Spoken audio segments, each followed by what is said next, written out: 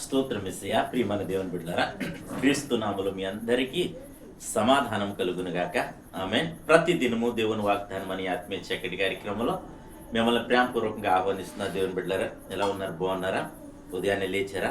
ప్రార్థన చేసుకున్నారా? వాక్యాన్ని కాసేపైనా మీరు ధ్యానించారా?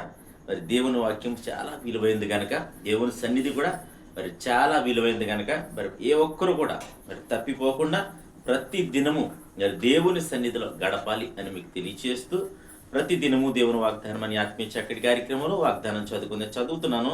కీర్తనలో 32 అధ్యాయము 7వ వచనం.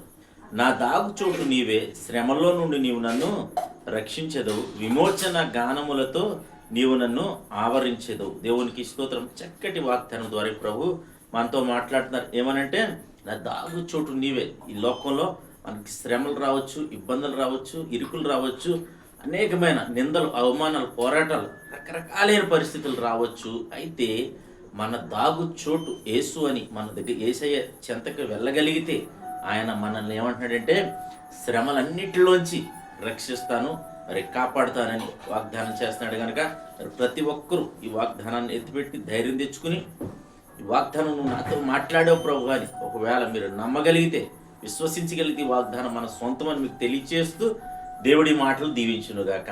ఆమేన్. ప్రార్థన చేసుకుందాం. స్తోత్రము తండ్రి, వందనాలు యేసయ్యా.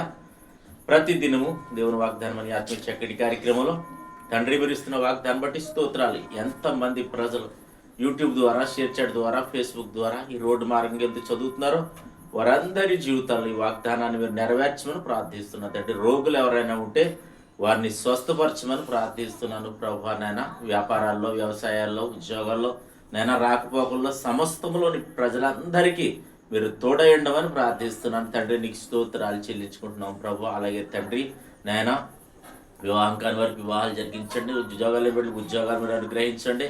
అలాగే ప్రభా, నేను రకరకాలైన పరిస్థితుల్లో ఉన్న బిడ్డలందరినీ కూడా మీరు ఆదరించి నీ కాపుదల దయచేయమని ప్రార్థిస్తాను. ఈ దినం ఎవరైతే మ్యారేజ్ డే, బర్త్డే జరిపిన బిడ్డలందరికీ క్షేమాన్ని, సమాధానాన్ని, సంవత్సరం అంతైన దయకిరీటం నుంచి మీరే మహిమ పొందమని క్రీస్తు నామములో అడుగుతున్నాము తండ్రి.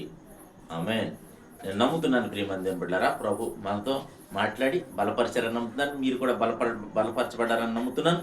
అలాగే ఎవరైతే మ్యారేజ్ డే, బర్త్డే జరిపించడం మీ అందరికీ క్రీస్తు నామములో నా యొక్క శుభాలు తెలియజేస్తున్న దేవుడు నిన్ను కుటుంబాన్ని దీవించునుగాక. ఆమేన్.